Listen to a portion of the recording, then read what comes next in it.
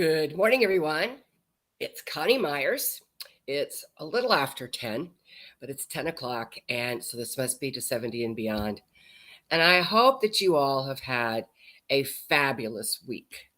I had some first this week, and I just realized that the title on here is wrong. But anyway, um, it was a really stressful but absolutely amazing week. I did my first grant proposal and submitted it yesterday. So that's a very big thing for my nonprofit. And today, what I would like to do is kind of talk about that because it was a process. I mean, I've been at this for about a year and a half now, really trying to get the nonprofit set up and off the ground. And you know how I've always talked about there's all these little successes, and then pretty soon there's bigger successes and bigger successes. That's what's happening. And this coming week, I'm having my fourth board meeting, which is going to be a lot of fun because we have a lot of things in the works, as well as the following week, I'm introducing the amazing 26 people that are on my advisory committee that have offered their services and their support. I'm going to be asking this next week, I'm going to be asking for any of you that want to be a community leader and stand out in your community to reach out to me because we really need to change how things are happening in our country and our cities.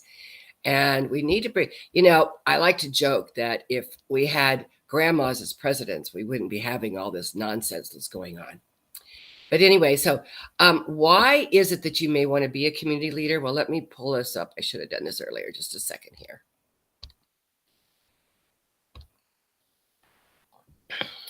I hope you can see that. There's all kinds of new studies out there. This is The Rock is an organization I'm a part of with Cammie Baker is on my board. And she has something called the charitable giving of real estate. If you are in the real estate business, you need to know about this because it pays full commission. And the average money that goes to the nonprofit is $600,000. And that is not what the value, that's the amount of money that was left over to go to the nonprofit or that the donor wanted to give to the nonprofit. That's not the price of the home. So you get full commission. So if you want to know more about that, please reach out to me and talk to me about it. But the main reason that I wanted to bring this piece up is because of these percentages. Did you know that 92% of, let me make this bigger so I can read it. 92% of Americans, when a company supports a social environmental cause, 92% of consumers say they have a more positive image of that company. So if you have a business, what is your social cause? 87% of consumers would purchase a product because that company stood up for and advocated for or issued on an issue that they care about. One of my big issues, as you all know, is what's happening to our environment, what's happening with all the disasters, destruction that's being caused. This week, how many disasters do we have? There was like 5 or 6. So one a day, not counting mass shootings and all the other explosions and power outages and all that. That doesn't even count any of that. So 89% of consumers are likely to switch, listen to that, switch to a brand that is associated with a good cause, given service and brand, price, and quality. So, and I've actually, some people will change even if the brand is a little more expensive. They'll still switch because there's a social cause they care about. 86% of Americans expect companies to do more than make a profit. They expect companies to also address social and environmental issues. So if your company is not involved in some kind of cause, then I've got the perfect cause. You can just reach out to me.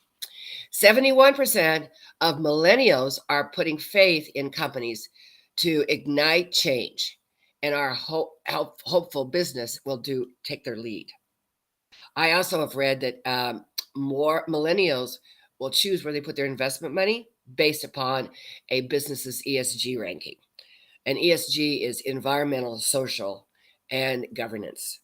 So, and it's a UN ranking that establishes for small businesses as well as big business. You don't have to be a big, huge IBM to be qualifying under this. 88%, when a company supports a social or environmental issue, 88% of consumers say they are more loyal to that company. Excuse me. And finally, 70% of Americans believe companies have an obligation to take action towards improving issues that may not be relevant to the everyday business operations. So, what they're basically saying here is they're putting their money where their mouth is when it comes to supporting organizations and businesses, small or big, based upon what their social causes are.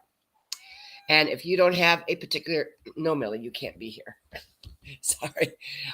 If you don't have a particular social cause and you want to do something about the environment, I would love for you to check out Crisis Knowledge Management and Preparedness Foundation. We are looking for help. We are asking for you to be involved, and you can take it to your community. You can stand out in your community by being the community leader that helps and supports them to be more prepared and easier to recover and more sustainable. So I'm hoping, wish me luck on my grant, and I'm hoping that you will join me in my efforts to really make a difference with the CKM Preparedness Foundation. I am 100% committed. I have some big, big, big news coming up. Hopefully in about 2 weeks, I'll have a really big announcement. And in the meantime, say some prayers and things for me for my first submission, my grant submission. This is to give you an idea of the kind of people that are supporting me in this. Leslie Appleton Young, who is the retired chief economist for the California Association of Realtors, she is one of my mentors. And she has given her support this week in helping me with this. And then my other mentor is Teresa Hain, and she has over 25 years in the nonprofit world in how to get nonprofits off the ground. She consults with other nonprofits. Has raised over $150 million for the nonprofits that she's been involved with. So those were my two big supporters this week. Anyway, hopefully April 1st, April Fool's Day, it's my new year. I've kind of forgotten the first quarter because it didn't do much. So I hope that you have a fabulous week. And next week, I'm hoping to have a guest on with me. We're working on it right now because I really want to talk to other people that are like me and want to make a difference. And maybe they're not quite 25 anymore. So we're hoping for that. Anyway, please join me next week and have a fabulous week. And remember, if you don't have a cause that you are supporting, then please go out and find a cause. I'm hoping you might take a look at what we're doing here at CKM Foundation. By the way, the website is bepreparedbeready.org. So check it out. All right, everybody. Have a fabulous week. Millie and I are wishing the very best. And you know what? Happy April Fool's Day.